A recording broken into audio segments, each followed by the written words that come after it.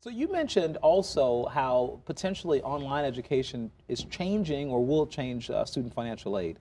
Yeah, Please go ahead with that. Yeah, sure. It's not that online education will change student financial aid. It's just that as the financial aid system evolves over time, given the budget pressures out of Washington, there will be consequences to higher education in general because so much of it is financed through the federal loan system, which is a terrific system.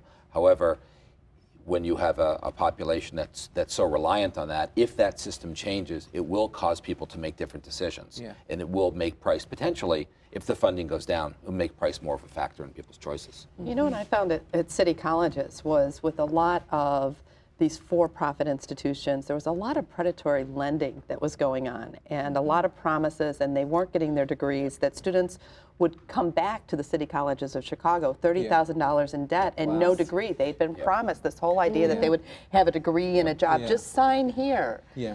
You're absolutely right, and those were some very, very bad actors in the space. And those were private loans, not the federal loans.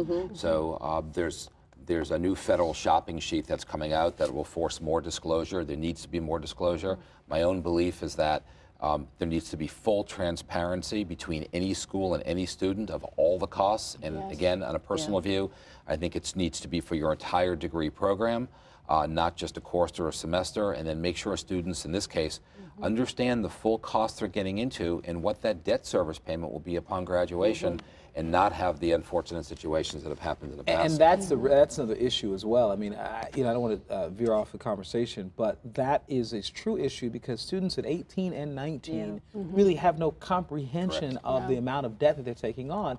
And I think not just the private institutions, but the public institutions that offer. I mean, I've got a ton of loans, right? I think that they are equally culpable in this in terms of the relationship with the lenders. And I just think it's a real problem overall in education. I can tell you, at the University of Phoenix, we built a tool. We launched it only about 6 months ago, and it helps the students, prior to enrollment, plan their entire financing of their program, personal choices. Doesn't make value judgments. And at the end, it takes the total debt that you were describing, and it calculates into a monthly debt service payment. Makes no value judgments. But then it can link to job data and give people just a feel with a budget worksheet that says, can I afford this? But you're absolutely right in that it's much easier for our working adult population to make those trade-offs than it is for an 18-year-old coming out of high school who may or may not have role models in their lives to help them make those decisions. And that's the shame. Yeah.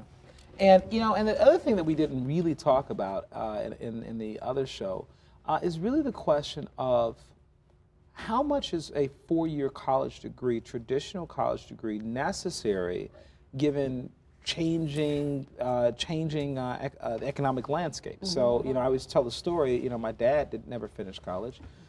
He's an entrepreneur. He owns a couple of very successful businesses, and always looked at me as hey boy, when are you going to get up and get a job and stop going to school, and stop getting all these degrees?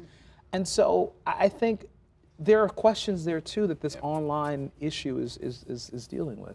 Yeah, our global economy is changing a lot of that. There's many jobs out there. I was just speaking with the Elmhurst Rotary and business leaders last week, and I had many leaders in business tell me that they're trying to fill manufacturing jobs that they can't fill, that it needs more than a high school diploma, but it doesn't need a four-year credential either. And so there's a niche in there for these specialized type of certificate programs to fill these jobs that currently exist.